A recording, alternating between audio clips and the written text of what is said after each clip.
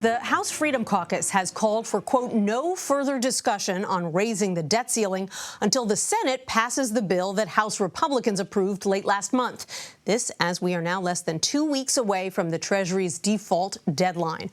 Republican Congressman Chip Roy joins us now. He represents Texas's 21st District, and he is also a member of the House Freedom Caucus. Congressman, thank you for being here. Good evening, Nancy. So the Freedom Caucus has been urging Speaker McCarthy to hold the line. In fact, you yourself were quoted as saying in a GOP meeting this morning that, quote, this shouldn't be about a deal. It should be about the country. Do you want Speaker McCarthy to stop negotiating with the president? I have no problem with the Speaker of the House talking to the president now that the president has finally found it in him to come sit down with us, right? Which we all knew he would eventually, even though he said he wouldn't while he dithered for 104 days, assuming that we wouldn't come up with a bill, but we did. And we passed a bill that would raise the debt ceiling, even though many of us would rather not do so, because we wanted to put the country first, but we wanted to put us on a path to fiscal responsibility. But importantly, we wanted to make sure we weren't doing, as my Democratic colleagues want to do, subsidize the wealthy at the expense of hardworking Americans, with massive tax credits for billion-dollar corporations, with subsidies that go for EVs that go to 80-something% go to people making over $100,000, student loans that go to people, to the 13% of Americans who have student loans, 56% of whom have graduate degrees.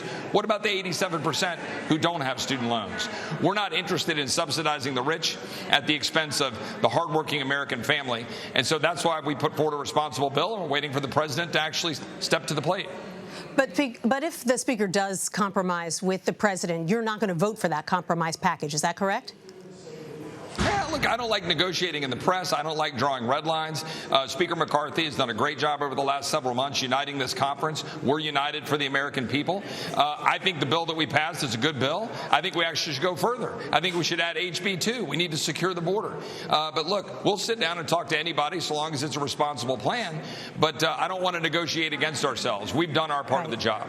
You want to stick with the bill that you passed last month. I heard you say that. But here's what Moody's had to say about that deep spending cuts in the bill. They said the bill would cut into near-term economic growth. They said it would meaningfully increase the likelihood of a recession and that it would lead to the loss of about 780,000 jobs.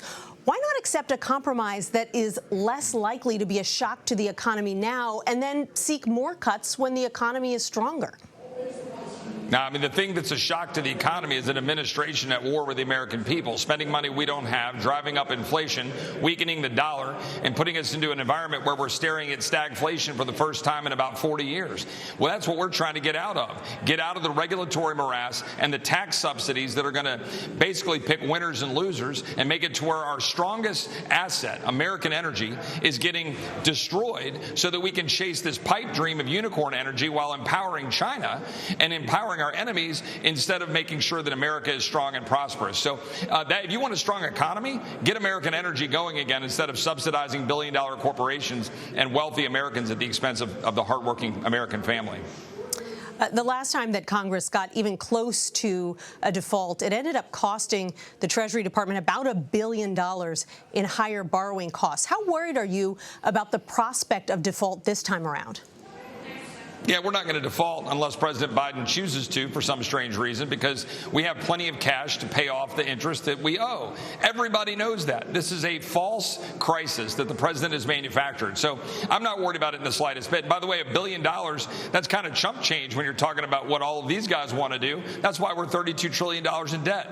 We're trying to pump the brakes. Our bill would save $5 trillion over 10 years, $1 trillion in year one, and it would do the job that the American people sent us here to do. Nothing's perfect. I get it.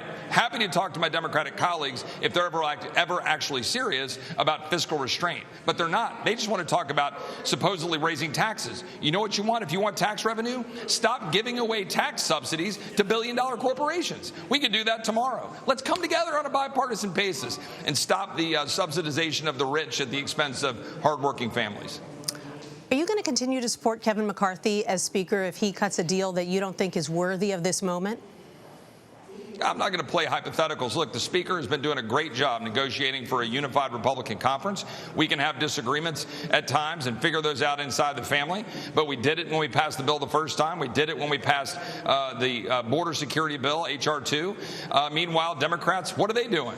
I'm still waiting. The Senate's just sitting over there. I don't even know what the hell they do over there. And the president goes and flies off to Japan. The Senate adjourns for a week or is in recess. They think it's such a crisis. Why are they at home? We're here working.